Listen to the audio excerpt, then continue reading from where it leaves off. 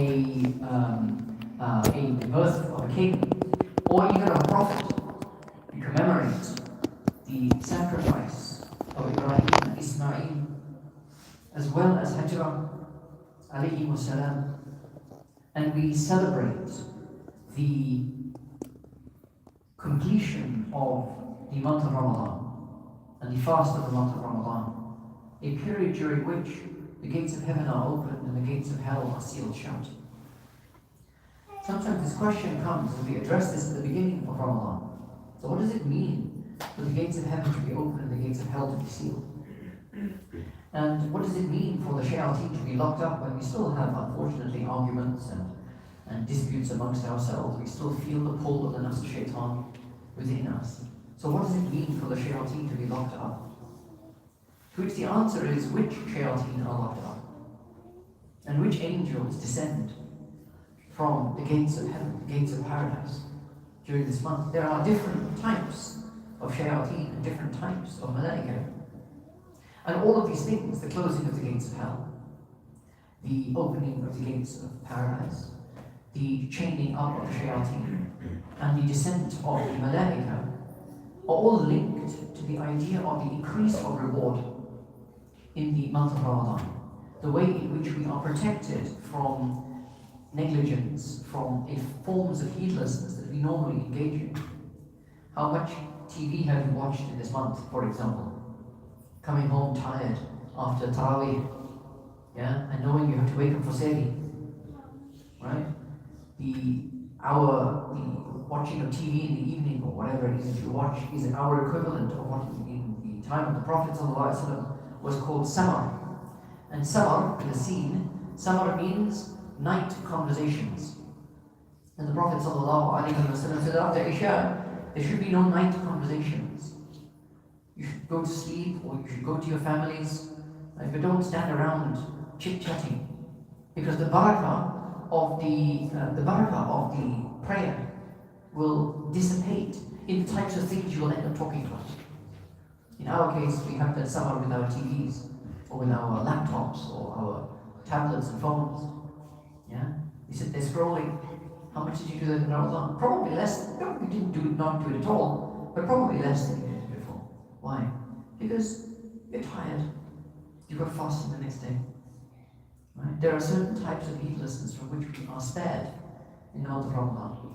There are certain acts of worship that you perform. How many of you did perform 20 rakats last night? Is it not allowed to perform 20 rakats at any other time of the year other than Ramadan?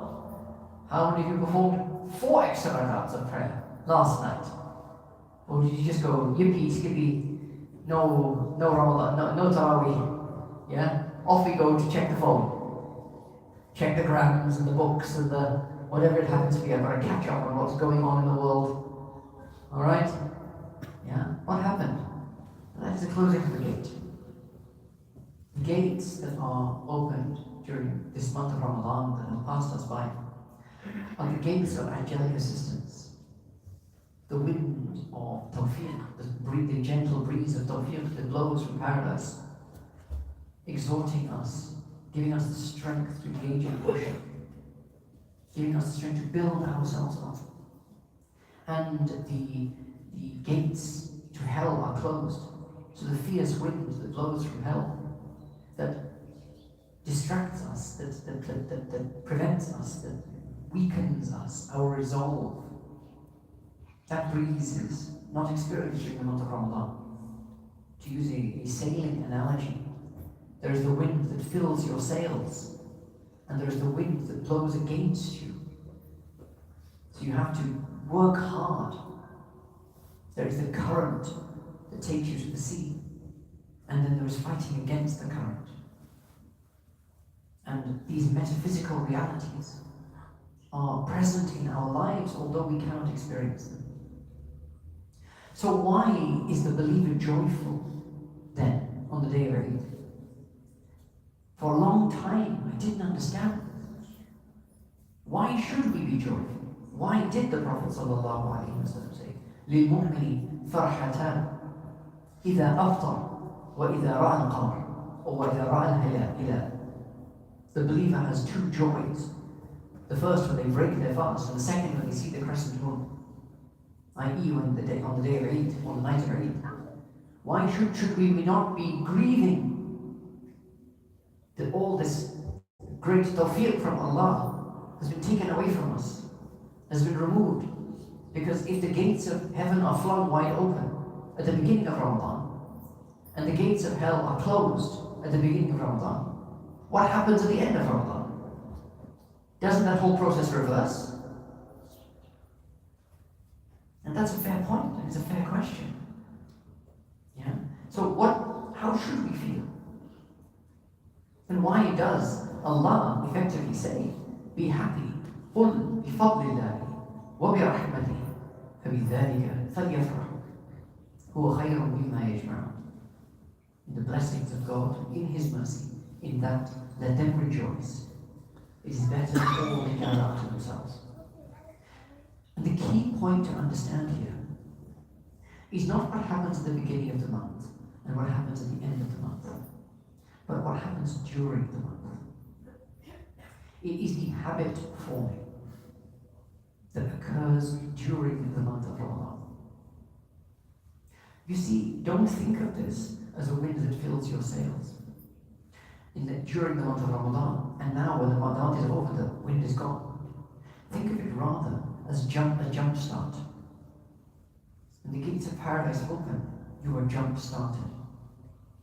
But as long as you keep your car, the engine turning over, you retain the benefit of having been jump started, even after it's done. Right? You can, or if you want a less mechanical analogy, you may need the wind to push you over the hill of worship. But once you're on the other side, it's gravity all the way. You keep rolling. Your worship keeps going. The realizations of the month of Ramadan continue, they endure. We need a push to get us going. But once we have the push, it is up to us to maintain it. So ask yourself, in these days that are to come, will you go back to what you were? Will you switch the engine off? Because then you're stuck pushing your car with your own strength. Or will you at least keep it idling? If not in fifth gear, if not plowing down the motorway at 70 miles an hour, or more than 70, right? Then at least keep it idling. At least drive it. In other words, continue to benefit from the push that you received in the month of Ramadan. The tawfiq that you have. So that you become the wind that fills your sails. You become the one who is able to motivate yourself to engage in worship that you were not engaged in before the month commenced. That you retain the strength and the resolve to avoid and hold yourself back from hindrances to walking this path to Allah, from things that take you off the path to Allah. Because those angels, those shaitans, those gates of paradise and hell are not fundamentally the things that take the decisions for you. You take your decisions. You are the one who chooses to worship or not worship. You are the one who chooses to refrain from disobedience to Allah, from hurting and wronging other people, or to indulge in it. That is your choice. Some of you here have sat with us as we have gone through the Quran. And having gone through the Quran with its meanings, you have had not merely the Quran recited to you in Arabic, but the Quran laid out to you in English, as the recitation has been ongoing. And this has prompted you with questions, discussions, reflections, and hopefully transformations. Hopefully something, one verse that you didn't know about before, that you hadn't thought about before, that you may have heard 50 times, 60 times, but never actually knew what it meant. Maybe some admonition, especially in those last surahs of the Quran, Judgment, about the apocalypse, about the nature of the human on that day, about the regret that is experienced by those who have spent their lives turning away from Allah, and the joy and the relief that is experienced by those who have struggled to turn to Allah. Maybe something of that has settled in your heart. Not just the nice sounds of the recitation, but the meanings of the recitation. Maybe it wasn't that. Maybe it was the company. Maybe it was the quiet chats that you had afterwards. Because, let's be honest, we finished our prayers at 10 o'clock, but this place only emptied out at 11. Yeah? And I'm not a person who will say, no, don't. Go, everyone out now. Because as much as it is important to form bonds with Allah, it is important to form bonds with each other. Company is destiny. Your company is your destiny.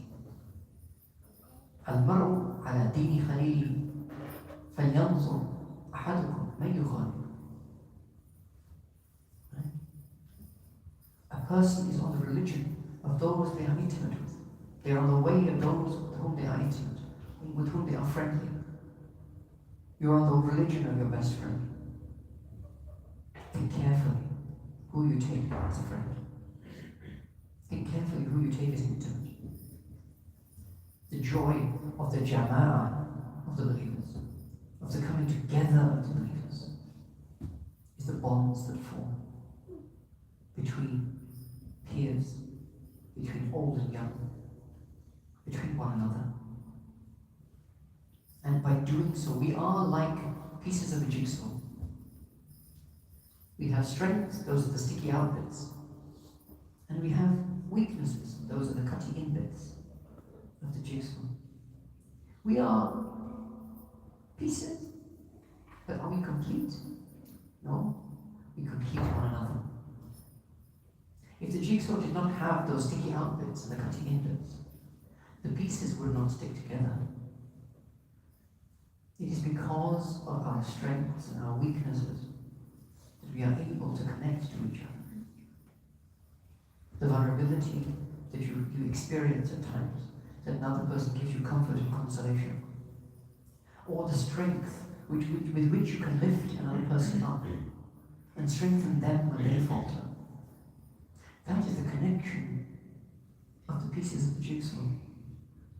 And that is what makes the community come together. And the image that we form is the hijrah of the Prophet ﷺ. That becomes the picture of Rasulullah ﷺ. It is possible to do alone, but it is very difficult. So we need one another. And hence, these times of gathering. And hence, here, we make sure that these gatherings are gatherings where not only men can come, but women can come, and children can come. So they can form these bonds with each other. Because you don't know when you will need a helping hand. And you don't know when you will have the opportunity to offer a helping hand. So reflect on this. Reflect also on this fact. Many of our acts of worship are symbols. They are symbols that reflect realities in the hereafter. Okay? So it's not that our actions echo in the events of the hereafter, i.e. in the future, but rather the events in the hereafter echo backwards into our actions, into the actions of Islam. Now I won't go into detail about that, but simply to say this: the adhan that you hear is a recollection of the stages of the Day of Judgment. The four takbirs, one blast for each of the three blasts of the trumpet, and the fourth when we are gathered together.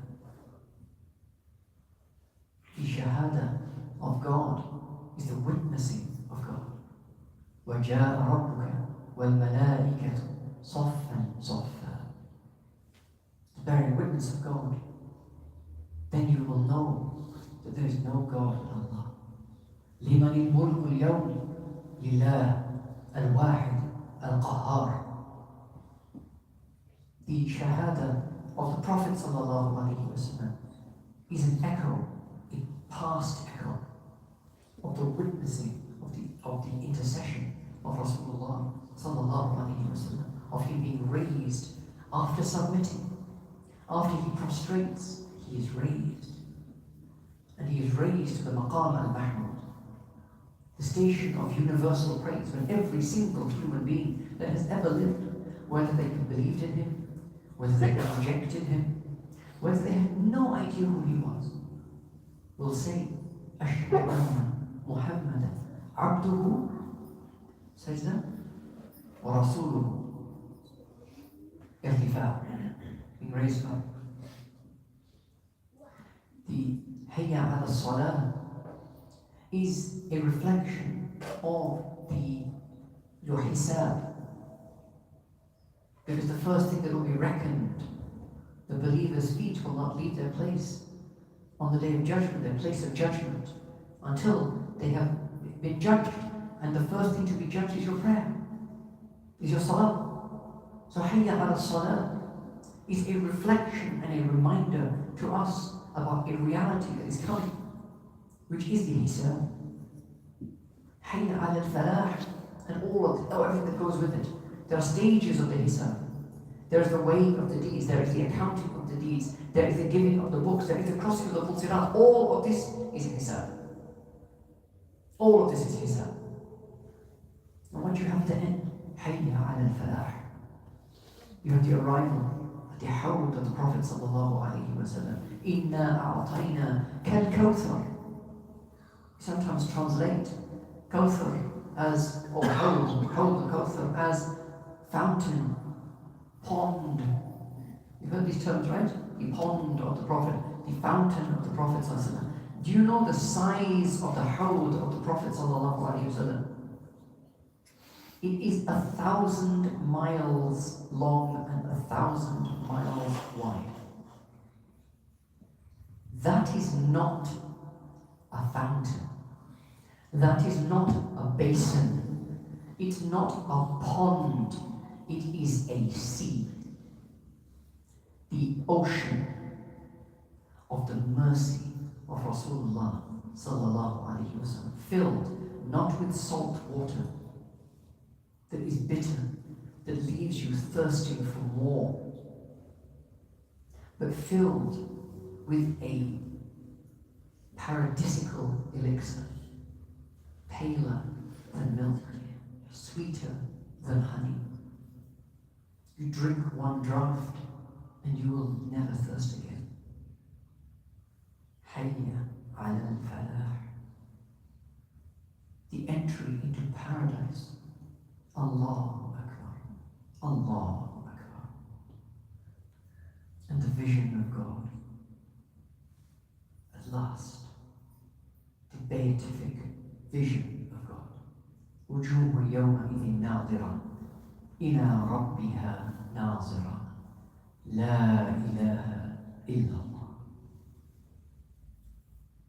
That's the adhan. What about the Eid? There are two Eids. Eid al-Adha is a reminder of the Mahshar, right? In Arafat, in the tawaf that we make, we are recalling our driving forth, our hashr, when we are driven forth from our graves, from our places of rest, to the standing at Arafat.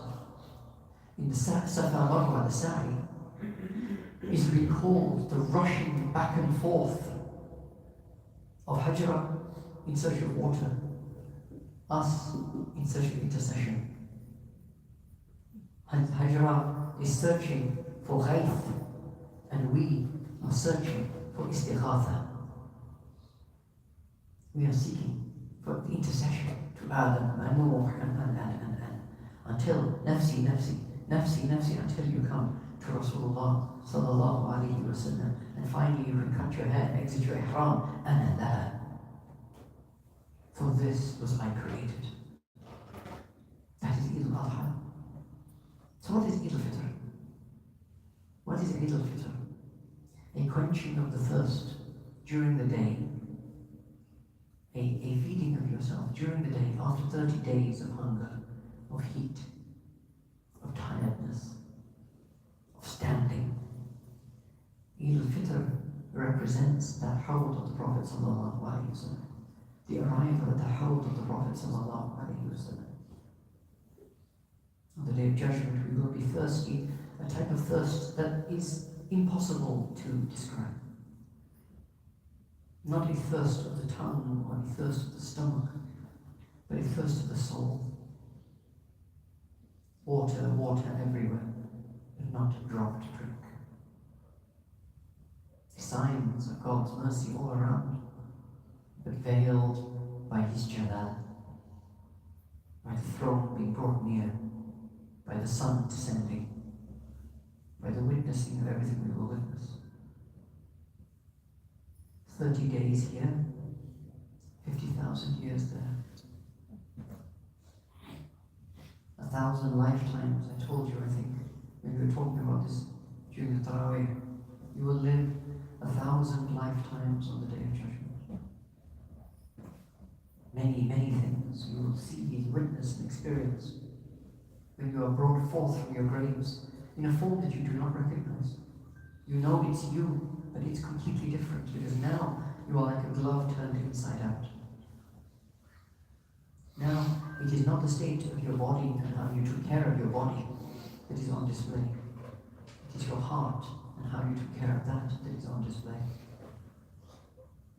Will you emerge whole, radiant, purified from your graves? Will you emerge diseased, bloated, like caterpillars released too soon from the chrysalis, or like butterflies, painted wings, spread wide?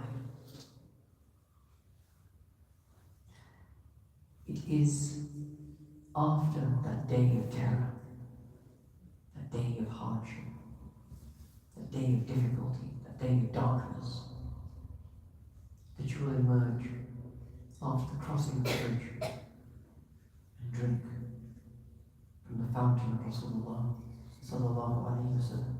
The joy of Eid, the joy of Eid al-Fitr, is the joy of drinking from the hawd of the Prophet sallallahu alaihi wasallam. It is an echo that is echoed backwards in time, not forwards, backwards in time. The joy you experience now is that joy. Is an indicator to you of that joy. Finally, I meet my Lord. Finally, I kiss the hand of Rasulullah sallallahu alaihi wasallam as the draft is handed to me. The hunger that you experience during the days of Ramadan is an anticipation of the hunger and the thirst of the Day of Judgment, and the quenching of your hunger and your thirst at the time of Iftar on the day of Eid is a reminder of the quenching of your thirst and your hunger on that day. Because ذَلِكَ هِيَ الْحَيَوَانِ, that is the true life. This life, in comparison to the next life, is what a dream is in comparison to waking. You laugh in a dream, but not all of your laughter. You weep in a dream, but not all of your tears. You see and you hear in a dream, but you do not experience with all of your senses. When you wake up, you realize, it seems so real, but it was just a dream. When you wake up on that day, you will realize this life seems so real, but it was just a dream. You are dreaming. You are a spiritual being, and you are dreaming the life of this world. You will wake up one day, and all the things of that world, of that life, are being inserted into your dreams in a way that you can experience in the dream.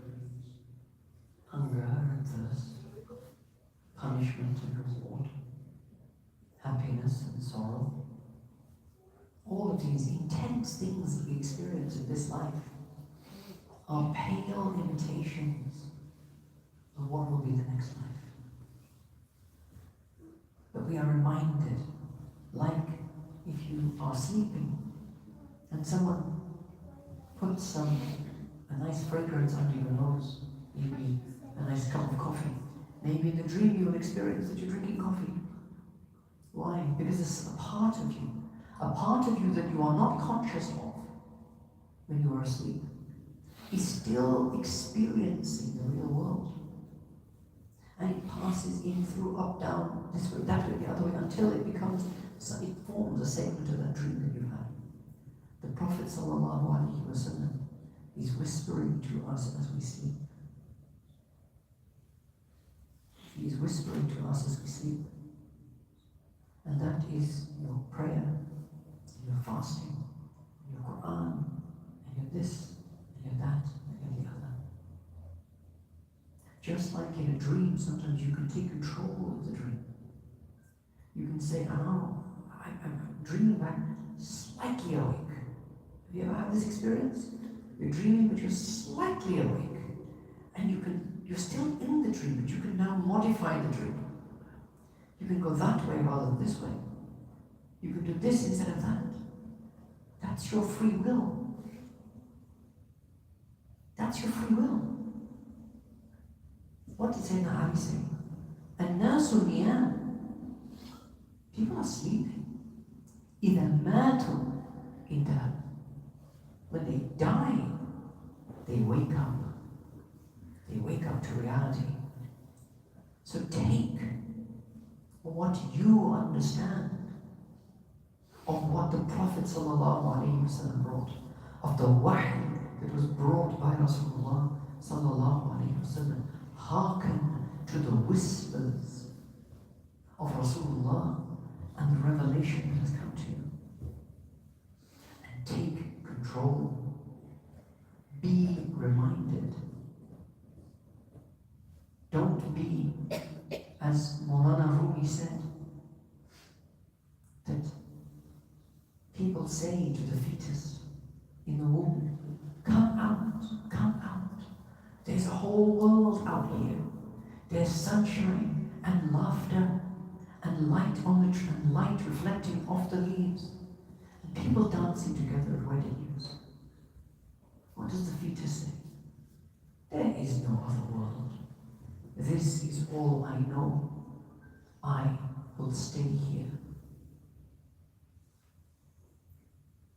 Hearken, listen to the call of the Prophet ﷺ, calling you not to wake up because you have no choice over that, but calling you to hearken to the hints of reality that you experience in your dream state, waking you up ever so slightly so that you can choose the right path and you can turn a nightmare into a dream. Allah make it easy for all of us, inshallah. Allah continue to allow us to experience the joy of the day of Eid for each of the days of our life. Continue to allow us to experience the heavenly wind throughout our life. Allow us to internalize it. Internalize the shutting of the gates of hell, so that we now can shut those gates. Allow us to internalize the opening of the gates of paradise, so that we can keep them open, and we can continue to benefit and grow and develop and change and choose and awaken to the blessings of what Allah has revealed to us over the course of this last 29, 30 days. وآخر دعوانا الحمد لله رب العالمين. الفاتحة.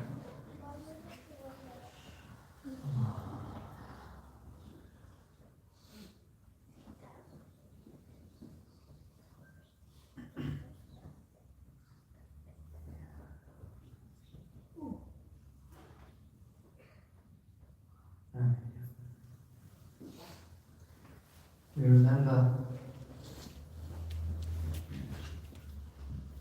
that we are a people who experience safety, stability, prosperity. The world is burning. The world is drowning. And we are on the life raft. We are the island of prosperity in an ocean of poverty. We are a life raft of stability in an ocean of chaos and war. What is our responsibility? Do we face inwards or face outwards on that life raft? Do we scan the shore? Do we scan the sea for those with their hands raised? Or do we turn around, face one another, ignore what is happening around us, and enjoy the meager sustenance in the life raft and think that we're having a feast?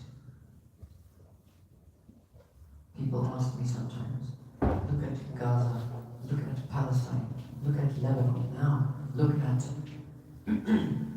Iran, look at what has happened to Iraq, look at what is happening in Sudan, look at what is happening in Myanmar, look at what is happening in Western China, look at all of these places. Where is God's mercy? I said, go look in the mirror. Go look in the mirror. You are God's mercy. He has sent down His rizq of mercy to you, of safety, of security, of stability to you. How much do you need and how much can you spare? What is your rizq? Theologically, this is a point of doctrine. Your rizq is what you use, not what you have. Many people, they pay zakat at this time. During Ramadan or just after Ramadan, they pay zakat. What is zakat levied on? That which you have, but you do not use. Your house, you're using it. Your car, you're using it. Even your really nice clothes, your wedding clothes, will you use it? You don't pay zakat on these things. It's the things you've got lying around. It's your money in your bank account. It's your herds of animals that you have. Not working animals. Not your working animals. Your herds of animals that you have that are just multiplying, being fruitful and multiplying. Yeah? It's your stocks and your shares. And this is what zakat is levied on. Put simply, what is in your possession, but is not your rizq. This is why when they asked the Prophet when they asked the Prophet, yes, they asked how much shall we give? Allah's response, Surah Baqarah, Allah's response is, قُلْ الْعَفْوَ. Whatever you have, do not use it.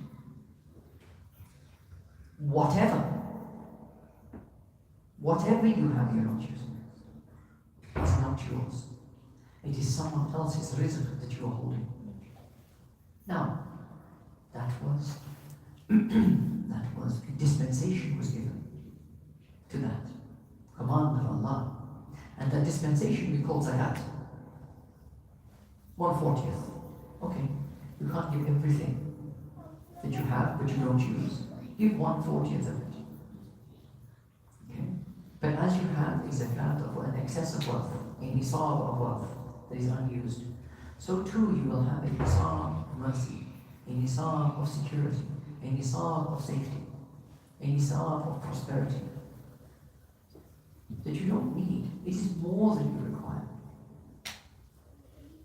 Find space in your heart for those who are in states of hardship, in states of need, in states of instability. And give, not just of your wealth, that's easy. Give of your heart. Because where Allah has settled that karam and that mercy is in your heart. Give of that. Squeeze out one tear for the suffering of humanity. Can you do that? You might say, no, I'm not a person who sheds tears. Make it real for yourself. Make it real for yourself. Part of this month, part of the blessing of this month that we just passed, is that you actually get to experience hunger. You actually get to experience a disruption to your routine. Your routines are not the same in Ramadan or Ramadan. It is designed to put you into a sense of discomfort, to literally take you out of your comfort zone so that you can have a little experience, 1/40th experience, a zakat experience, or maybe what other people are going through. So think about what you can give with your hands, with your tongue, with your wealth, with your time, and with your heart. To those brethren of ours whose portion of rahmah, whose portion of salama, whose portion of aman, Allah has sent to you. Allah has given to you, to me, and said, there, take what you need, distribute the rest. Consider this. It's not enough just to get angry. It's not enough to say, oh, I watch the news every day. I get updates on Facebook every time a new bomb falls. Yeah? What are you doing to it? How are you responding to it? You experience these things. You come to know about these things in order to evoke that rahmah in within you. Remember, rahmah is pain. Rahmah is not a pleasant emotion.